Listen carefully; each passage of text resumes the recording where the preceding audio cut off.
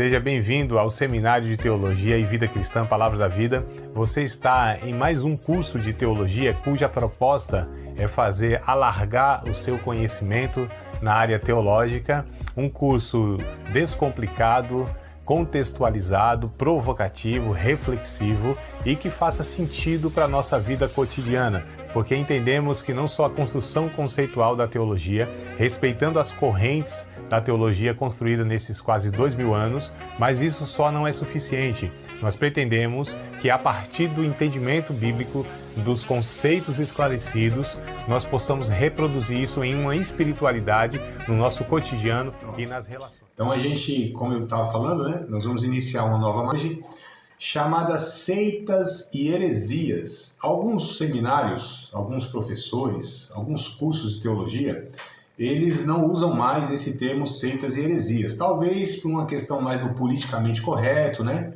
Ou por outros motivos. Alguns colocaram a terminologia religiões comparadas. Eu até ia também aderir a isso, mas na última hora aqui eu falei, deixa eu manter o termo, né? Seitas e heresias.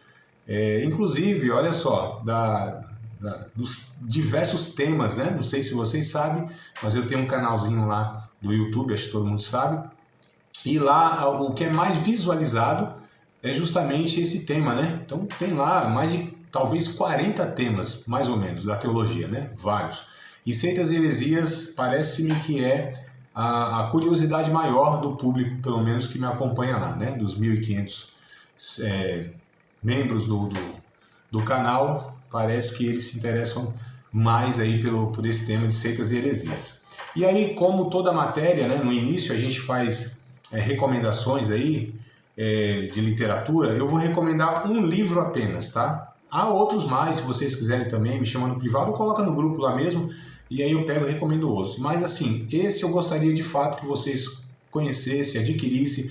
Lógico, né, amados? A capa não é essa. Isso aqui é a capa lá de Moisés, né? Lá, ó, lá do Antigo Testamento. Antiga pra caramba, né? Não é mais essa capa. Isso aqui deve ter uns 15 anos que eu tenho esse livro, nem sei mais. Não tem data aqui, não me recordo. Mas assim, é muito tempo. Então, o título é o mesmo, Religiões, Seitas e Heresias, de J. Cabral, tá? Mas é uma capinha cinza, se não me falha a memória. Mas eu vou pegar atualizado e eu posto lá no grupo, tá? Então, quem quiser, ó, esse livro aqui, ele é completo, tá? Muito simples na linguagem, completo, vai falar de todas ou as principais religiões que nós temos, só para vocês terem uma ideia, rapidinho, tá? Para não tomar muito tempo.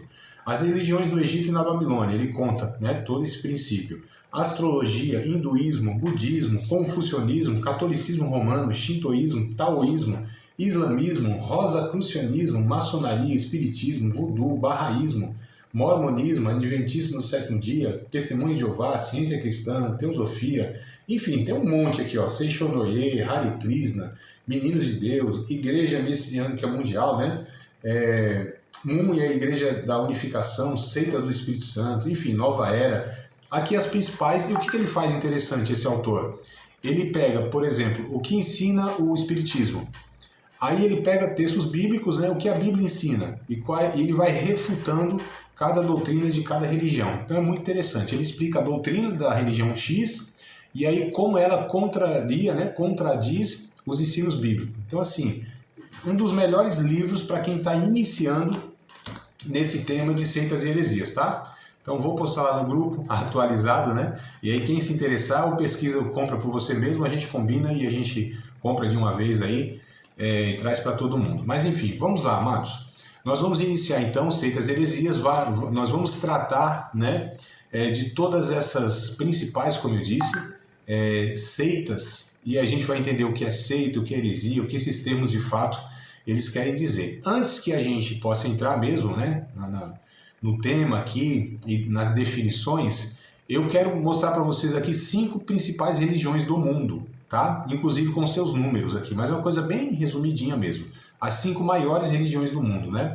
A primeira é o cristianismo, tá? Em número, aqui o critério é em número. O primeiro é o cristianismo, só que o cristianismo, ele é subdividido. Então, quando a gente vai fazer essa pesquisa de a maior religião do mundo, cristianismo, a gente está colocando o catolicismo romano e os evangélicos, ou melhor, os protestantes, tá? Que o termo evangélico ele não é tão utilizado no estudo mesmo, né? Então é mais uma questão mais próxima de nós, por assim dizer, do nosso cotidiano, tá? Mas é chamado de cristianismo protestante, tá? Então cristão protestante, né? Então o catolicismo romano e o protestantismo, por assim dizer, né? Os cristãos somos nós, essa vertente, é colocado nesse mesmo balaio. Então, nessa contagem aqui, o cristianismo é a maior religião do mundo, né, com cerca de 2 bilhões, tá? 2,6 bilhões de pessoas, ou seja, 1/4 da população mundial. A gente está aí, se eu não estou tão errado, depois vocês conferem e fazem a pesquisa mais atualizada, mas nós estamos em torno de 8 bilhões de habitantes no mundo, tá? 8 bilhões, o cristianismo são 2 bilhões, então 1/4 da população professa a fé cristã. O islamismo vem em segundo lugar, tá? Possui aproximadamente 1,2 bilhões. Eu vou ajustar para 1,3, porque na verdade é 1,283 milhões. Então, 1,3 bilhões, é bilhões, não é milhões, é bilhões, tá? De fiéis, né? É a segunda religião mais praticada no mundo. Aí vem a terceira, que são as religiões chinesas. Então não é uma religião, é um conjunto, na verdade, né? Porque a China, ela tem aí essa fragmentação religiosa, né? Não só a China, né? Mas esse conjunto de religiões entra nessa contagem como sendo a terceira. Elas têm suas semelhanças, então é quase que, de fato, uma só, tá? É um pouco confuso, mas é assim que avaliam, né? Então, religiões chinesas, né, possuem aproximadamente 400 milhões de seguidores, né? E aí se baseiam em diversas crenças. Aí vem a quarta religião do mundo, que é o hinduísmo, tá? Com cerca de 851 milhões de fiéis, né? É a terceira, como nós falamos aqui, desculpa, a quarta, né? A quarta maior religião do mundo e a mais velha, é a mais velha, a mais antiga do mundo. Lembrando, falando, André, calma aí, o cristianismo, não é? Não. O cristianismo, ele surge a partir do ano 313. André, agora confundiu tudo. Se inclui a gente, que é protestante. E aí está falando que em 313 surgiu, mas os cristãos, eles partem a partir de Cristo, que é o ano zero, por assim dizer. Não é zero, né? Aí Jesus morre no ano 37, mais ou menos, né? Na verdade, a vida de Jesus é que zera o calendário. Para não ficar muito confuso, nós estamos tratando aqui de religião organizada, oficial, tá? Por exemplo, o cristianismo, esse termo, as doutrinas, isso foi surgindo ao longo do tempo, estruturalmente falando, né? Jesus nunca criou religião, Jesus nunca propôs um sistema religioso, Jesus nunca propôs que os seus discípulos ou seus seguidores criassem uma religião, uma denominação, coisa e tal. Isso é um desdobramento da história e isso é ação humana. O que Jesus propõe é um estilo de vida se reconciliando com Deus, com o próximo e consigo mesmo. Isso é evangelho, nós chamamos isso de evangelho. Diferente, né?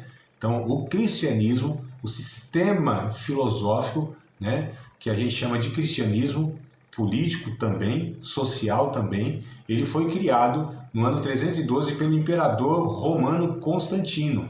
Daí que surge, né, a Igreja Católica Apostólica Romana. Então, a história da igreja, eu detalho isso. Talvez aqui não está tão claro, né, mas quem já estudou comigo a história da igreja sabe do que eu estou falando e o porquê desses termos, né? Mas não se preocupe de entender isso agora não, tá? Vamos aqui primeiro abordar isso aqui ou expor isso aqui para depois. E se tiver dúvida, né, lógico, vocês vão depois me perguntando, seja lá no grupo ou até mesmo aqui no final da aula, tá? Só para dar uma introdução. Então, voltando, o hinduísmo, né, cerca de 800 milhões, é a quarta, qualquer terceiro aqui, mas é a quarta religião. Deixa eu só corrigir aqui, senão vai ficar escrito errado.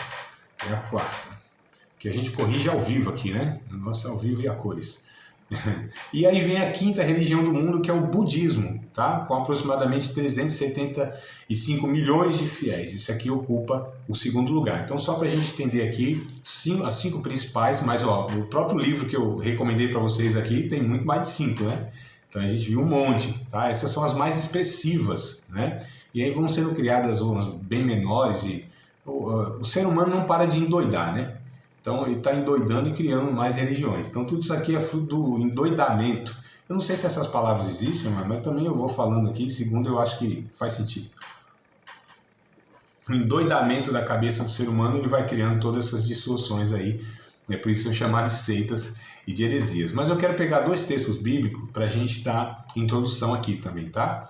Gálatas, capítulo de número 5, até para a gente entender os termos. E, aliás, esse termo heresia, ele existe na Bíblia, né? Ele está lá, inclusive nos originais a gente vai ver aqui o que significa e onde está. Gálatas, capítulo de número 5, versos 19 ao 21. Paulo vai falar, o teu xará, viu, Paulo? Ele vai falar sobre as obras da carne, meu irmão. As obras da carne. Rapaz, eu estou empolgado que eu passei do livro aqui. Deixa eu dar uma ré. Capítulo 5, versículos de número 19 ao 21.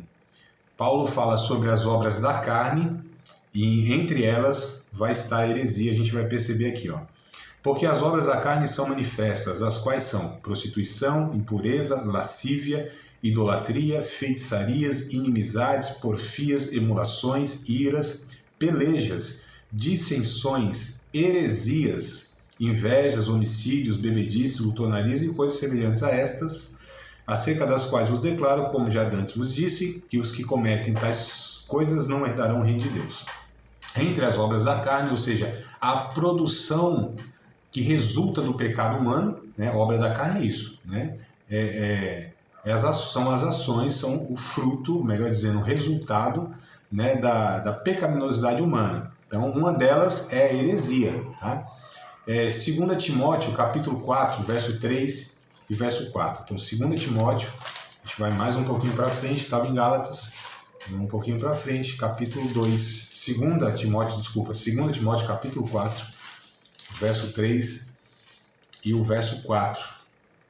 Diz assim, porque virá tempo em que não sofrerão a sã doutrina, a doutrina sadia, mas tendo comichão nos ouvidos, amontoarão para si doutores, conforme as suas próprias concupiscências, desejos ilícitos, né?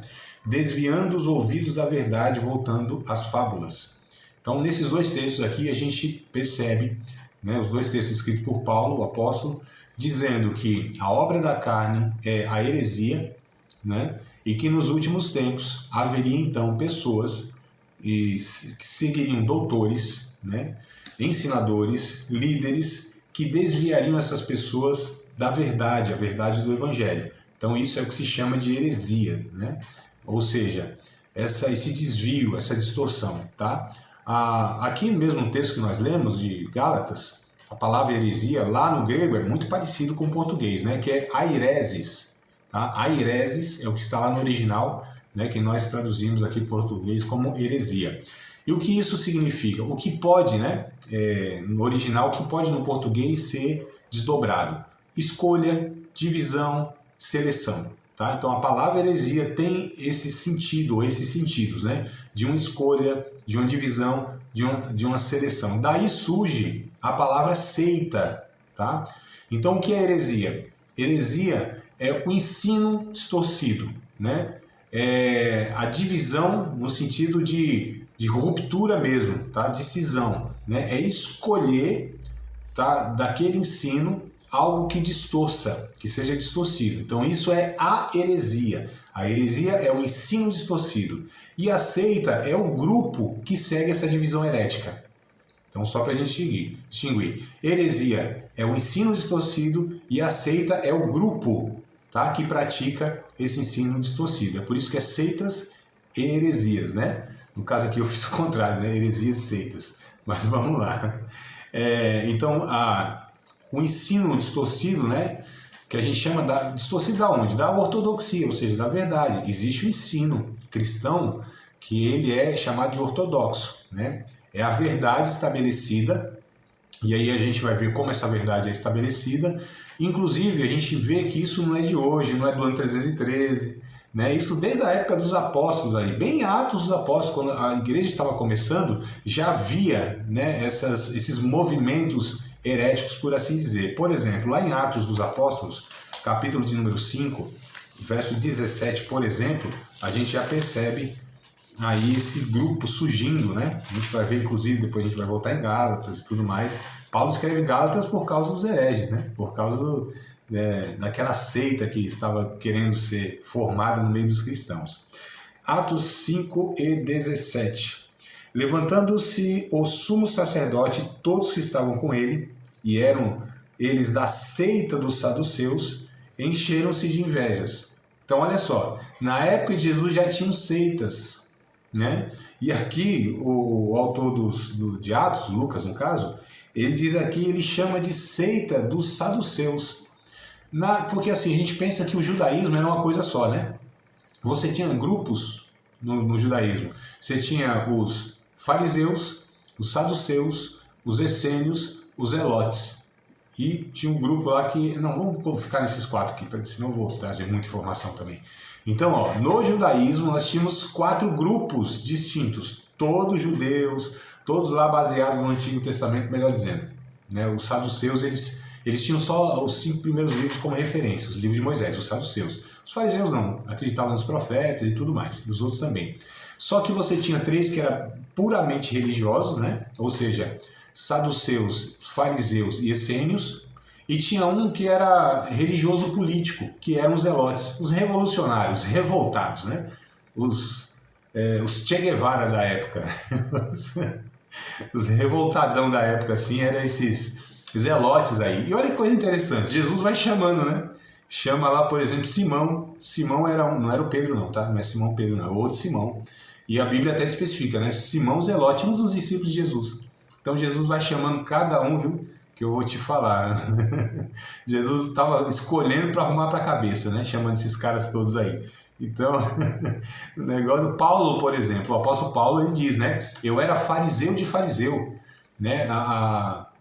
O grupo mais zeloso que tinha em Israel, né? Eu participava dele, Paulo dizendo, né? Então ele era filho de fariseu, enfim, eles eram muito rígidos, cada um tinha as suas características, né? Que diferenciavam, como eu disse. Os saduceus, eles acreditavam só nos 5 livros de Moisés. Isso até deu uma treta, amados. Esse termo aqui desconsidera, não é tão acadêmico nem teológico, mas vocês entenderam, dá uma briga, uma desavença, uma divergência, para ficar mais bonitinho, né? Na minha terra diz arenga, tiveram uma arenga lá em Atos, eu estou falando, lá no finalzinho de Atos, quando prenderam Paulo, e aí Paulo ele era muito sagaz, né? Quando ele viu lá que tinha 2 grupos, os saduceus e os fariseus, e Paulo bem sabia as diferenças doutrinárias entre eles, né? E aí Paulo ele lançou a bomba lá no meio deles, né? Porque até então eles estavam reunidos para prender Paulo, enfim, prejudicar Paulo. Aí Paulo, sabendo que um acreditava e o outro não, ele vai e solta essa, né? Diz assim, eu estou sendo julgado aqui por causa da ressurreição dos mortos. Aí os fariseus disseram, não, mas calma aí, isso aí a gente acredita, né? A gente acredita em anjo, em espírito, em ressurreição. Aí os saduceus, não, mas a gente não acredita nisso aí não. A gente só acredita na lei de Moisés ali, nas coisas aqui. Aí deu briga entre eles. Aí Paulo se safou. Então, né? Sagacidade de Paulo eu acho bem interessante. E o texto vai dizer, né? Os fariseus acreditavam em espírito, em anjo, em ressurreição dos mortos, já os saduceus não. Então a gente percebe que esses grupos tinham essas divergências. Isso não é de hoje, né? Esses grupos que divergem dentro de uma mesma religião. Hoje a gente não tem uma religião que tem um grupo que a gente chama de monolítico, que pensam tudo igual. Não tem. Você pega o catolicismo, por exemplo, você tem lá, né, as suas vertentes, por assim, os seus ramos, por assim dizer. Talvez o último seja os carismáticos, né? 20 aninhos para cá aproximadamente, surge aí no meio do catolicismo, né, os católicos carismáticos e tal. Aí você tem os mais ortodoxos, os menos ortodoxos. Você vai no islamismo, por exemplo, né? Você tem os xiitas, os sunitas, né? Você vai no hinduísmo também, você tem suas ramificações. No cristianismo nem se fala, né? No nosso caso, os protestantes. Você tem os reformados, você tem os pentecostais, né? Você tem os neopentecostais também, é outra ala. Diz eu tenho que indicar esse livro para vocês também, e esse ensinador, graças a Deus está vivo, Vivão da Silva, lá em São Paulo, lá, pastor Paulo Romero, para mim um dos melhores apologistas que nós temos no nosso país, quiçá do mundo, né? Paulo Romero. E ele diz assim, que os neopentecostais é uma ala que endoidou. né? Uma ala pirada, ele fala assim, né? É uma ala pirada dos pentecostais, né? Dos evangélicos. Então ele diz que os neopentecostais assim são aqueles meio doidão e tal, que de fato eles trazem um prejuízo muito grande. Pentecostais são uma coisa, neopentecostais são outra coisa. Tem alguns irmãos que eles pensam estar vivendo o pentecostalismo, né? Mas na verdade eles estão vivendo o neopentecostalismo. Quer falar, Aline? Pode falar, amada. Gastão, você refresca a minha memória com esses conceitos? Sim. O que é você falou aí, né, dos católicos carismáticos, esses conceitos de carismático, protestante, assim, o protestante católico e o protestante, nós, assim, sim, evangélico, assim, esses conceitos. Vamos lá, os termos, vamos definir, né, a quem se refere a cada um. Vamos lá, bom, os católicos, eu acho que não precisa falar muito, são os católicos apostólicos romanos, que veio lá do ano 313, né? Então, olha, a Igreja Católica foi a primeira. Não, depois de 300 anos, né, que Jesus ele enviou o Espírito Santo, morreu na cruz, subiu ao céu, enviou o Espírito Santo, Atos Apóstolos e tudo mais. Então, depois de 300 anos é que surge, inclusive, a primeira denominação. A denominação, sim, católica, apostólica, romana, mesmo porque eu falei que Jesus nunca pretendeu formar uma igreja nesses moldes humanos que nós temos, né? Isso é criação nossa. Esse negócio é mão do homem. É resultado de alguma maneira do nosso pecado, de egoísmo, de incompreensão, de limitação, de intolerância, enfim. Então, a primeira denominação, sim, né? Católica, apostólica, romana, no ano 313, fundada pelo imperador, né, Constantino, e enfim. Aí no ano 1517, Martinho Lutero, um monge, né, um padre católico, ele então questionou algumas doutrinas, alguns dogmas. Até a gente vai falar sobre a diferença desses termos, né, dogma e doutrina, mas alguns ensinamentos da Igreja Católica que ele percebeu. Ele era um doutor, né? Ele era um estudioso, e ele percebeu, falou, opa, calma aí, o que a Igreja Católica ensina não tem respaldo bíblico e algumas coisas até contraria a Bíblia, né? E ele começou a questionar a Igreja Católica, fez as famosas 95 teses de Martinho Lutero, né? Questionando. A Igreja não teve o que refutar, porque ele estava usando a Bíblia, né? Então, assim, a Igreja Católica não tinha. Tanto é que aí depois que entra aqueles livros apócrifos e tal, porque para eles sustentarem alguns ensinos, a Igreja Católica, eu estou dizendo, eles tiveram que recorrer a outros livros. E aí, uma das características que a gente vai ver. As seitas e as heresias, eles não se limitam à Bíblia para formar doutrina. Tem que ter outro, porque estão ensinando coisas distorcidas da Bíblia que não pode ser, né? É pego mais distorcidamente, né? E aí, em 1517, então, surgem os protestantes, tá? Então, o termo, Aline e os demais irmãos, o termo protestante refere-se aos cristãos evangélicos que são chamados hoje, nós no caso, tá? Católico não é protestante. Por que somos chamados de protestantes? Porque o Martinho Lutero ele fez esses protestos, ele protestou contra esses ensinos da Igreja Católica, que até então, né, era a única no mundo, era quem monopolizava a religião, tá? E eles ensinavam sobre purgatório, sobre penitência, salvação por obras, enfim, um monte de coisa aí. Então ele protestou e foram chamados então de protestantes por conta disso, né? Aí você também perguntou, né, Aline, sobre os carismáticos, não é isso? Então os católicos carismáticos foi um movimento, né, como eu falei, 20 e poucos anos atrás, que ele vem do catolicismo, são católicos, só que eles vieram ensinando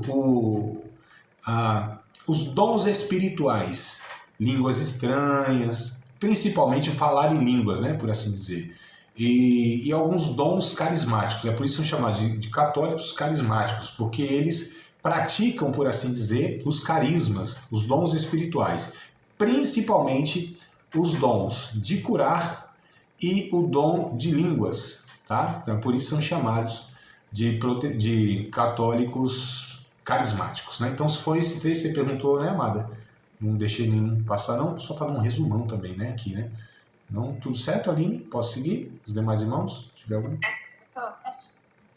Tranquilo, né? Então, vamos lá. Vamos ler mais um texto de Atos? Agora capítulo 15, a gente leu os 5 e 17 para falar que tinha lá né, a seita dos saduceus. Aqui no capítulo 15, versículo de número 5, aparece também, se eu anotei a referência errada, aparece também um outro termo falando a respeito disso, né?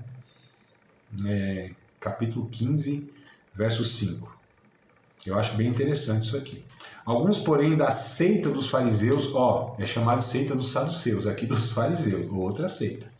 Dos fariseus que tinham crido se levantaram dizendo que era necessário circuncidá-los e mandar-lhes que guardassem a lei de Moisés. Então, enquanto os saduceus são chamados de seita, aqui os fariseus também são chamados de seita. Então percebam que eles querem introduzir para os gentios um ensino que era referente ao judaísmo, ou seja, no caso, guardar a lei de Moisés. E esse foi a grande discussão aqui no capítulo 15, né? A primeira discussão a gente chama do primeiro concílio da igreja. Aqui estavam reunidos os principais, ou todos, os líderes da igreja na ocasião, os apóstolos e entre outros, né? Então aqui, e aliás, os concílios na história vão surgindo justamente por isso. Quando aparece um ensino distorcido, né, alguma coisa que combate as doutrinas principais da Bíblia, aí se reuniam, né, até um tempo atrás mundialmente, né, antes da Reforma Protestante, é chamado de Reforma Protestante, tá? E, meu Deus do céu, isso todo cristão deveria conhecer essa história, né? Porque nós somos chamados de protestantes. Existe um dia que é comemorado, é celebrado, né? Em 2017, agora foi celebrado 500 anos da Reforma Protestante. Talvez 90 e tanto % da igreja no Brasil nem fez menção disso. A grande maioria dos cristãos nem sabe dessa data. Se perguntar, dia 31 de outubro é o quê? Muitos vão responder, dia do Halloween. Dia do Halloween, né? Que é o que o pessoal sabe. Mas é o dia, 31 de outubro de 1517, foi quando o Martinho Lutero ele fixou lá no castelo de Wittenberg, na Alemanha, as 95 teses. E ali foi conhecido, então, como esse dia marcante do protesto Martinho Lutero. Mas, enfim, voltando um pouquinho antes. Eu nem sei por que eu comentei isso, vocês sabem, não? Vocês têm noção por que eu comentei isso? Onde eu estava, o que eu estava falando? Não? Todo mundo viajando igual eu assim também?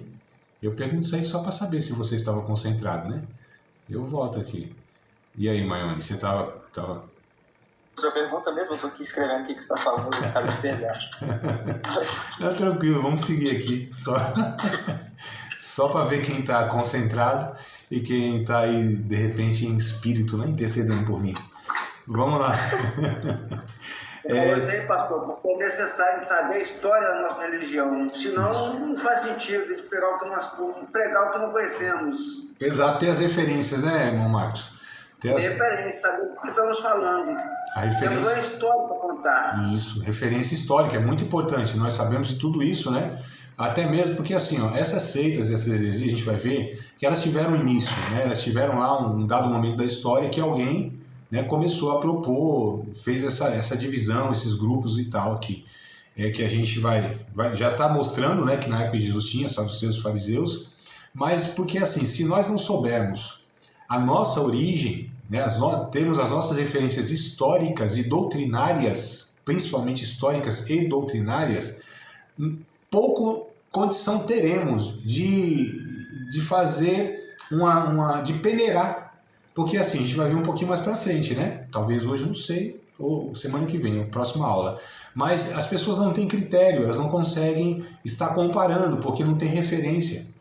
Então é muito complicado, porque quando as pessoas não têm o conhecimento da sua fé, como que vai distinguir aquilo que não pertence à sua fé? Né? Então elas vão abraçando, absorvendo tudo quanto é coisa que vai sendo despejada em nome de Deus. Né? Usando a Bíblia, inclusive, usando textos bíblicos, mas que não há verdade ali, né? De fato, na origem. Né? Então, a gente diz que a Bíblia é a mãe das heresias. Em que sentido? Porque a maioria, ou quase todos, esses grupos heréticos, de alguma maneira, pescaram textos isolados, bíblicos, né? Alguns conceitos isolados e distorceram, melhor dizendo, e aí formularam suas doutrinas acrescentaram, claro, né, outras fontes, como a gente vai ver, mas a princípio, por exemplo, o próprio islamismo, ele parte de Maomé, né, Muhammad, que teve sua passagem pelo cristianismo da época, século VI, ali, ano 500 e alguma coisa, não me lembro exatamente, mas 500 e alguma coisa. Então, assim, e há muitas frases que, de alguma maneira, elas dão a entender que são bíblicas. Por exemplo, hoje uma aluna perguntou assim, onde está escrito, professor, que não cai uma folha da árvore, se Deus não permitir, né? E eu... Isso é do Alcorão, amados. Essa frase é do Alcorão, não vou lembrar exatamente, deve ser livro sexto, lá, surata, alguma coisa, mas do Alcorão. Né? Você tem algo semelhante na Bíblia, mas não é essa frase, né? O conceito até que se assemelha, né? Acho que é Mateus 10:26, Jesus diz, né? Não se vende 2 passarinhos por um ceitio, e nenhum deles cai em terra sem a permissão do nosso Deus, do nosso Pai, enfim. Mas só a frase, então, né? Que fala muita coisa, você fala, mas não tem nada a ver, não pescaram, não tiraram isso.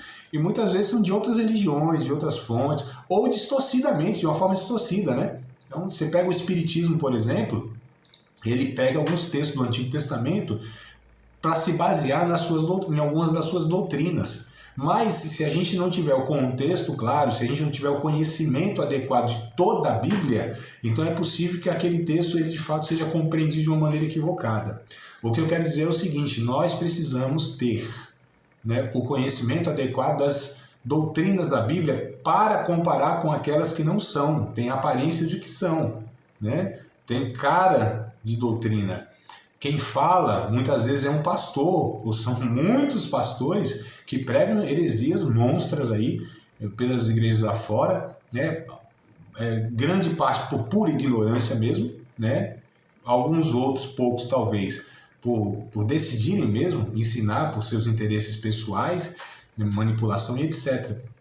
Penso que grande parte ou uma parcela maior seja da ignorância mesmo, e Deus queira que seja da ignorância, né? Quer dizer, não é que é menos não, é tão grave quanto. Agora a pessoa fazendo a consciência, aí a gravidade de juízo sobre a vida dela será maior, né? Mas enfim, o prejuízo para o povo é igual, da mesma forma, o cara na ignorância, na santa ignorância, ou na manipulação, o povo vai ser prejudicado da mesma forma, né? Então, como eu falei, muito perigoso, e é por isso que nós, todos os cristãos, precisam ter filtro. Então, como que nós distinguimos quando eu, né, um outro pastor da nossa igreja, pastores aí que vocês ouvem, pregadores que vocês ouvem no YouTube afora, ou nas igrejas em si, como que a gente sabe que aquilo que ele está expondo, expressando, interpretando, de fato é aquilo que a Bíblia ensina, que o autor quis dizer? Poucos de nós temos condição de fazer essa análise.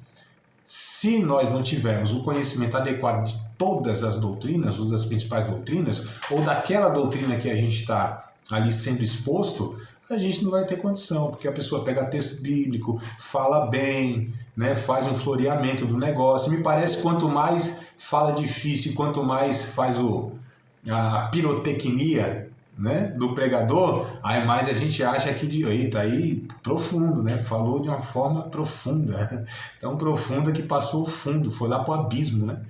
Então, voltando aqui no texto do capítulo 15 de Atos, o primeiro concílio, eu estava falando do concílio, foi por isso, né? Diga, Maione, quer falar, amado? Levantou a mãozinha aí. Quando você fala doutrina, né, você fala as outras religiões também, ou estudar somente a nossa? Você acha que vale estudar as outras, no caso? É por isso que eu estou propondo essa matéria, justamente para que a gente conheça as outras, né? Porque, assim, é claro que o principal é conhecermos a nossa, que aqui a gente vai ter critério para peneirar. Mas quando você conhece as outras, você identifica, inclusive, quando elas estão sendo propostas dentro da nossa comunidade de fé, né? Então você já identifica, isso aqui que ensina é tal movimento, isso aqui é de tal religião, isso aqui é de tal grupo. Então a gente já vai distinguindo. E até mesmo para ajudar, a gente vai ver um pouquinho mais para frente, nós estudamos, inclusive, conhecemos essas seitas e heresias no intuito de ajudar as outras pessoas também, que estão, né, enredadas de alguma maneira. Tá? É claro que não é para brigar, para convencer, não, mas para ajudá-las, entendê-las, conhecer as origens, inclusive. Né? Um dia eu estava, acho que foi em 2001, se não me falha a memória, 2001, eu trabalhei numa campanha da dengue, né? Era um agente de campo. E eu me lembro que nós saímos em grupo, e aí tinha um rapaz que era inclusive carismático, um jovem, né? Católico carismático e tal. E eu conversando com ele, falei, rapaz, você sabia que a origem é essa, né? Ensina isso. Ele falou, você conhece a minha religião melhor do que eu? Eu falei, então, mas você precisa saber onde você está pisando, então comece a conhecer a sua. Né? Então nem ele conhecia algumas coisas e tal, mas assim, no intuito de ajudá-lo, não de confrontar por confrontar ou ganhar a discussão, não é isso, né? A gente vai ver mais para frente que a ideia da gente trabalhar esses temas é para que a gente possa de fato conhecer e entender o que o outro crê e por que crê, de onde vem esses ensinos, né? E refutarmos ele à medida ali que a gente conseguir, for possível, no diálogo, de uma forma bíblica. Então, primeiro entender, como a gente vai refutar o que a gente não entende, fica meio difícil, só querer impor aquilo que nós acreditamos, né? Então, o interessante é isso, né? Sabermos o porquê o outro pensa. A apologética, que é essa proposta de defesa da fé, deve ser feita sempre pautado na misericórdia, na empatia, nesse tom de amor mesmo, embora confronte, e não de raiva, de disputa, como muitos fazem, porque quando é assim, amados, a gente fecha as portas. Ninguém vai ficar ouvindo a gente quando a gente fica ofendendo a torta direita, sendo agressivo, né? Então a apologética, ela não é dessa maneira bruta, sabe, os dois pés teológicos no peito, a voadora com os dois pés, não é assim, né? A gente precisa... porque nós não gostaríamos de que alguém viesse e nos ofendesse, falasse um monte do nosso Jesus, falasse um monte de coisa da nossa fé, dessa forma abrupta. Então, é um texto áureo que a gente tem em Mateus 7,12, né? Aquilo que vocês querem que os homens façam com vocês, façam com eles também. Então, o confronto necessariamente não é agressividade. Confronto necessariamente não é ofensa. Confronto não é brutalidade, irmãos. Confrontar, a própria palavra de Deus já faz isso naturalmente pelo poder santo que ela carrega, expondo o pecado do homem dentro dele. Então é lançar a semente lá e deixa o Espírito Santo, ou deixa a pessoa se resolver com o Espírito Santo lá, isso que Jesus fazia. Aline, quer falar alguma coisa? Não? Não, só... É interessante. Você fez igual o cidadão lá do Felipe, né? Estava num lugar, desapareceu, foi para outro lugar. Foi transladada. Mas vamos lá, amada, vamos a céu aberto mesmo assim. Ainda mais um texto de Atos, só para falar do termo dos grupos seitas, tá? 28 e 22, Atos dos Apóstolos. Eu estou desconfiado que não é esse versículo não, mas vamos lá. Eu anotei aqui, não sei porque eu anotei. 28 e 22, será que é isso mesmo? Vamos lá, 28 e 22. É sim. 28 e 22 de Atos, né? Entanto, bem quiséramos ouvir de ti o que sentes, porque quanto esta seita, olha que coisa interessante, esta seita, notório nos é que em toda parte se fala contra ela. O evangelho foi chamado de seita. Olha que coisa interessante, amado. Ou seja, esse grupo sectário, né? Aqui em Atos está falando para Paulo, né? O pessoal está falando para Paulo, essa seita aí que você prega, ó, é a seita dos nazarenos, hein? Aqui em Atos também, eu não sei se eu vou achar, mas aqui também em Atos, o evangelho é chamado de seita dos nazarenos, a 24, capítulo 24, verso 5. Olha só. Então, assim, os cristãos, os discípulos de Cristo também foram chamados de seitas, hein? Seita, né? Temos achado que este homem é uma peste. Isso aí falaram de Paulo, hein? É uma peste. Eu acho que esses caras aqui eram nordestinos, né? Chamados de peste. Era uma peste promotor de sedições entre todos os judeus, por todo o mundo, e o principal defensor da seita dos nazarenos. Que coisa curiosa, né? Então, assim, Paulo foi chamado de aquele que difundia entre os judeus a seita dos nazarenos. Então, olha só, os cristãos foram chamados de um grupo sectário, né? Seita dos nazarenos. Bem interessante, eu acho, para a gente ter esse olhar e essa ideia do que é uma seita, do que é uma heresia. Na ótica dos judeus, o cristianismo, de fato, melhor dizendo, desculpa, retiro essa palavra, o evangelho era uma espécie de um grupo que se revoltou, né? Que não concordava com a lei de Moisés, que não concordava com os ensinos dos antigos e estava seguindo esse tal de rabi chamado Jesus, esse rabino da Galileia, né? Chamado Jesus. E então, na ótica deles era essa. A princípio, Paulo pensava isso. O apóstolo Paulo, ele disse, quando eu persegui os cristãos, eu pensei estar fazendo um favor a Deus. Ele perseguiu os cristãos entendendo que aquele grupo que tinha surgido, ele era uma seita, era um grupo mesmo, sabe, que estava contra Deus, né? Porque na mente dele, o judaísmo era a religião de Deus, era o povo de Deus, né? Ele era um fariseu, zeloso. Então ele estava fazendo na santa ignorância. É possível que Deus não levou em conta o que Paulo fez por conta de fazer na ignorância. É até falado em Atos, né, capítulo 17, se não me falha a memória, é falado isso. 28, não, capítulo 17 mesmo. Capítulo 17 é que Deus não leva em conta os tempos da ignorância, antes anuncia a todos os homens, todos os lugares se arrependam, né? Então Paulo fazia na maior sinceridade do mundo, só que na sinceridade equivocada. Então tem muitos irmãos, pastores, pregadores, ensinadores também, que eles são sinceros, não são pessoas mau caráter, não são pessoas manipuladoras. Há um grupo que é sincero, é honesto no coração, só que estão enganados, sinceramente enganados, como diz o Paulo Romero, ele tem essa frase e esse pensamento, né? São pessoas, irmãos, sinceramente enganados. Então a sinceridade, ela não basta, não é suficiente, não é tudo.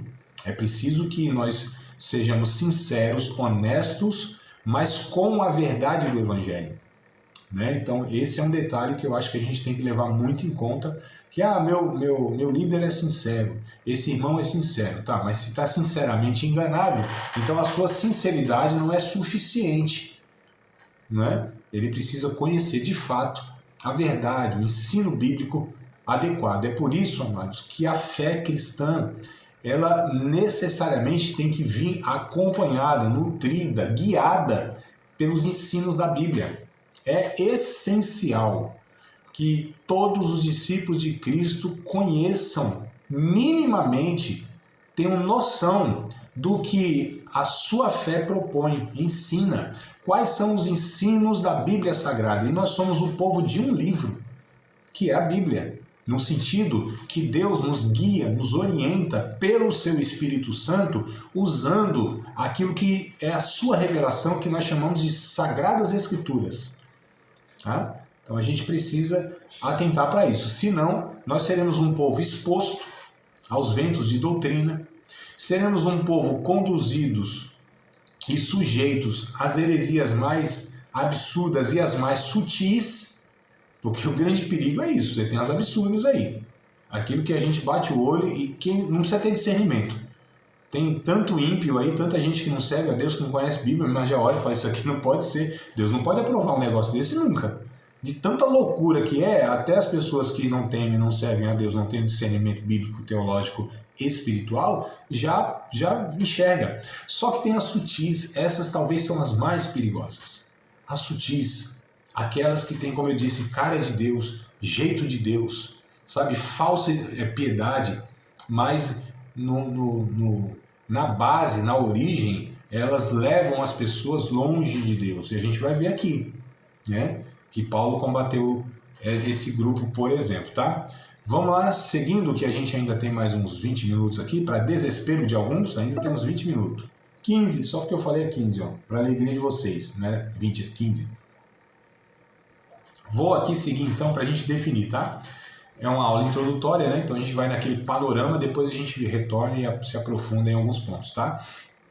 Então, a diferença de doutrina e dogma. Doutrina, eu coloquei aqui, é ensino da verdade. A doutrina é ensino da verdade. Então, doutrina, algumas igrejas, elas assumiram esse termo e até criaram culto de doutrina para ensinar como o fulano devia se vestir, o que devia assistir, como devia pentear o cabelo. Culto de doutrina. Não, amados. Isso aí pode, no máximo, ser considerado como costume daquela denominação, daquela tradição religiosa. Aí é uma coisa, né?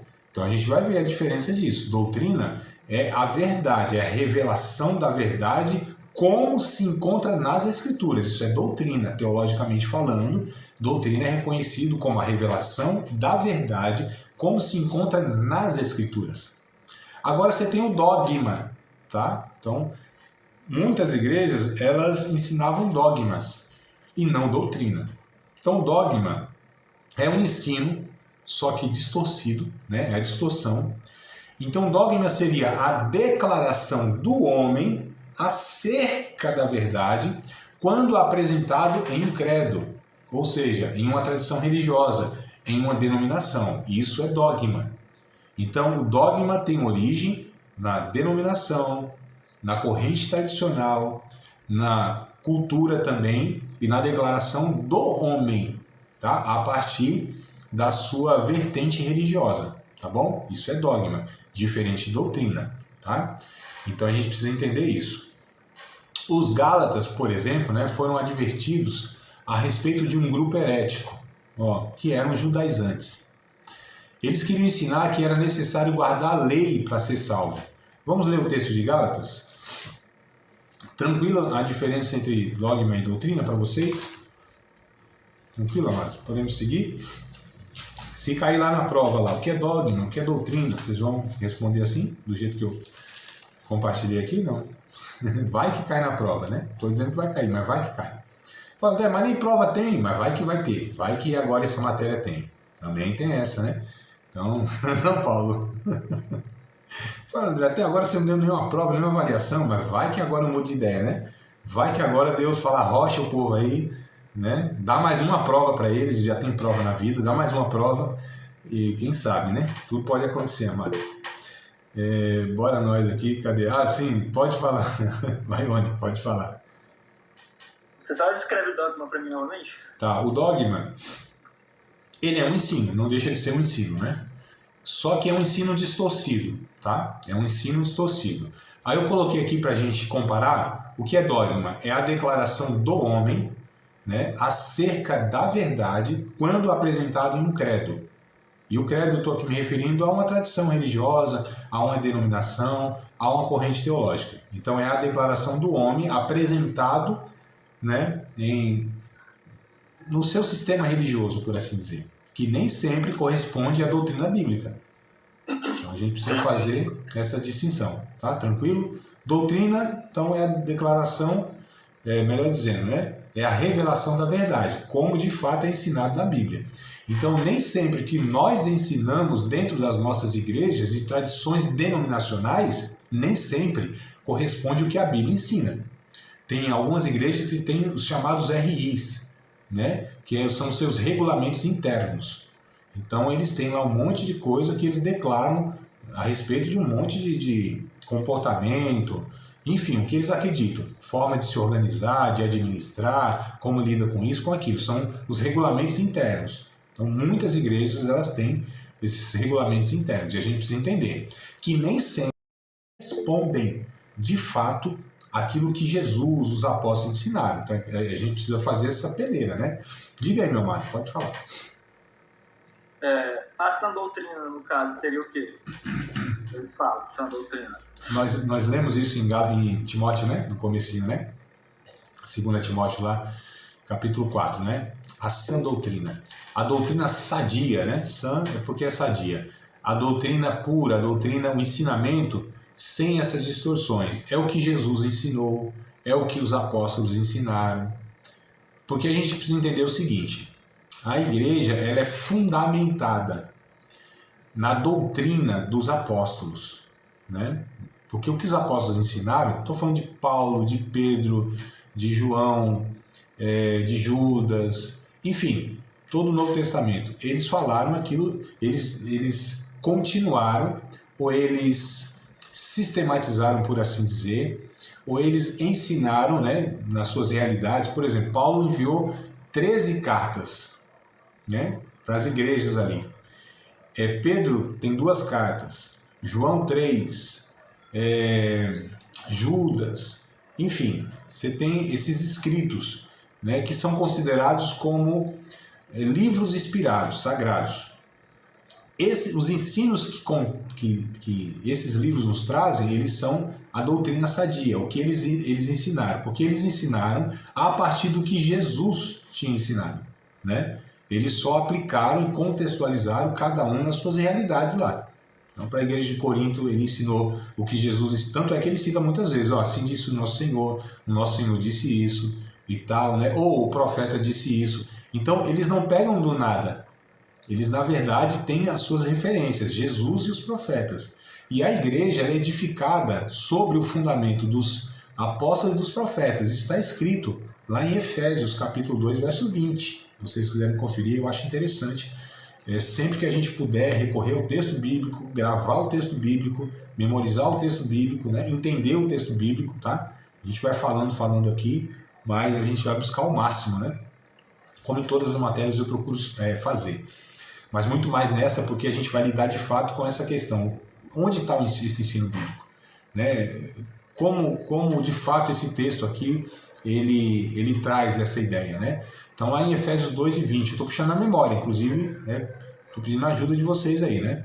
Efésios 2 e 20, me parece que é isso mesmo, está escrito, né? Que nós somos fundamentados na doutrina dos profetas e dos apóstolos. Alguém pode confirmar aí, amados? Estão lendo? Estou buscando a memória, se eu estiver errado aqui me corrijam, né? Que a gente está gravando, que o pessoal depois... Alguém pode aí me... Sei que você já estava... Enquanto eu estava falando, você estava buscando a Bíblia. Olha só. Vamos lá. Quem puder confirmar aí. Eu tenho certeza que mas eu queria que vocês também tivessem essa prática. Enquanto alguém fala aqui do outro lado, vocês possam estar confirmando lá na Bíblia, né? Seria muito bom. E ver se está contextualizado também. Efésios 2 e 20, amados. Quem achou, se alguém achou, pode falar aí. Vamos lá, meus amados. Maione, achou aí? Pode falar? Posso. Diga. Edificado sobre o fundamento dos apóstolos e profetas, sendo ele mesmo, Cristo Jesus, a pedra angular. Olha que coisa interessante a declaração, né? Eu falei parcial, tá vendo? Completo, olha o que está escrito, que esse fundamento, né, que é o ensino bíblico para a igreja, são os apóstolos e os profetas que ensinaram a partir da pedra angular, da pedra de esquina, da base. A gente chamaria hoje do alicerce, né? Do fundamento. Então é a partir de Cristo que os profetas e os apóstolos eles falaram, e a igreja é fundamentada nisso, nesses ensinos, tá? Então nós temos fundamento teológico, fundamento bíblico, e aí nós buscamos então o que os apóstolos e os profetas ensinaram. Então isso é considerado doutrina. O que passar disso, amados, aí são opiniões pessoais nossas, preferências nossas, tá? E aí as correntes teológicas, as denominações, as tradições denominacionais, elas vão trazer ensinos que muitas vezes é fruto do contexto cultural, hein? Eu vou dar um exemplo aqui, tá? Vou dar um exemplo, não se escandalize, a gente está trabalhando nessa perspectiva. Por exemplo, as igrejas na Europa, elas não têm dificuldade alguma de que os seus membros consumam, por exemplo, vinho. Nenhuma, absolutamente nenhuma. Já no Brasil, muitas igrejas pentecostais, preciso lembrar isso, pentecostais, elas já ensinam que não é adequado, por exemplo, os cristãos fazerem uso dessa bebida. Se formos na Alemanha, os cristãos lá, eles consomem cerveja normalmente, tá? No Brasil, isso seria talvez impensado para muitos cristãos, não de todas as denominações. Então você tem lá, por exemplo, os presbiterianos e os batistas mais tradicionais, os mais tradicionais, tá? Porque entre os batistas também você tem aí os renovados, né? Os mais históricos e tal. Então não tem problema com esse consumo de vinho, por exemplo. Então essas coisas não são ensino bíblico em si, eles são muito mais culturais. Então a gente precisa ter muito cuidado e precisa ser honesto. Fala, não, a nossa igreja aqui, nós decidimos aqui entre a diretoria, nós temos o regulamento interno, que isso aqui é inapropriado. E tá, é inapropriado, mas e se um membro consumir isso ou fizer isso ou aquilo? Como que vai ser lidado? É disciplina? É uma advertência? O que é? Mas precisa ser honesto, não é a Bíblia em si. Somos nós como um grupo que assumimos, adotamos isso, né? Mas a gente usar a Bíblia para legitimar aquilo que a gente tem como preferência, amados. E aí muitos nem sabem, né? Muitos cristãos e até pastores, eles vão replicando aquilo que receberam e foram ensinados. Como infelizmente muitos não são dados à pesquisa, à leitura, ao conhecimento da história e da sua própria denominação, não sabem nem história, então pensam que aquilo de fato sempre existiu em todo o tempo, e não é assim, né? Por exemplo, eu só dei um exemplozinho aqui do consumo, por exemplo, de bebida alcoólica. Até 1920, a gente está falando de 100 anos atrás, arredondando, 1920, as igrejas no mundo, independente das suas denominações, celebravam a ceia com vinho. Não era suco de uva, não. Era vinho. Tá? Então, até 1920. Olha só. Poderia contar a história para vocês, o porquê que houve essa mudança e tal. Então, até 1920, amado. Então, a história da igreja toda, não houve problema com isso, né? Porque isso é cultural.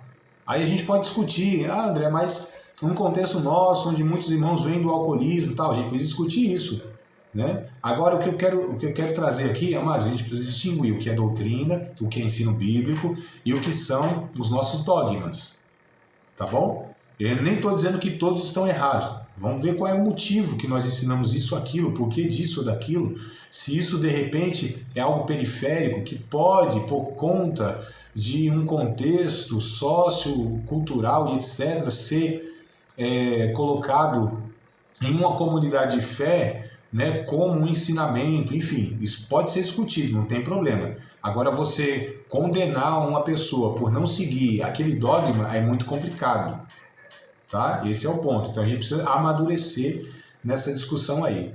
Tudo bem, amados? Eu vou aqui então parar por aqui, porque se eu seguir eu acho que a gente não consegue. Não, eu quero completar aqui, porque eu falei, mas nós não lemos Gálatas, né? Vamos ler Gálatas capítulo 1, verso 6 ao 9. Vou repetir só a frasezinha aqui, um textozinho que eu escrevi para dar o sentido, né? Os Gálatas foram advertidos a respeito de um grupo herético, né? De judaizantes que queriam ensinar que era necessário guardar a lei para ser salvo. Aí a gente vê isso aqui em Gálatas, capítulo 1, versos 6 ao 9.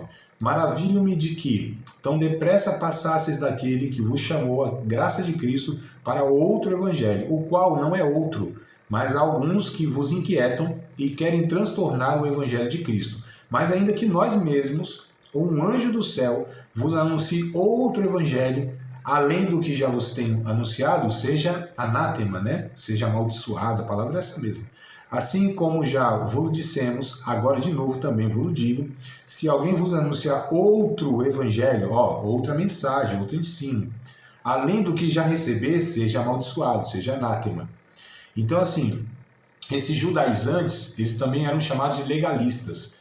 Paulo escreve essa carta aos Gálatas para combater a distorção desses ensinadores. Participar de mais uma aula de um dos nossos cursos, Seminário de Teologia, Vida Cristã, Palavra da Vida. Espero que tenha te abençoado, não só alargado o seu conhecimento teológico, mas que tenha também atingido o teu coração para que você possa, a cada dia mais, reproduzir a vida de Deus nas suas relações cotidianas. Se você ainda não é aluno oficial de um dos nossos cursos, se inscreva aqui no contato que vai aparecer do WhatsApp. Também nos siga nas redes sociais, se inscreva no nosso canal, compartilhe à vontade e Deus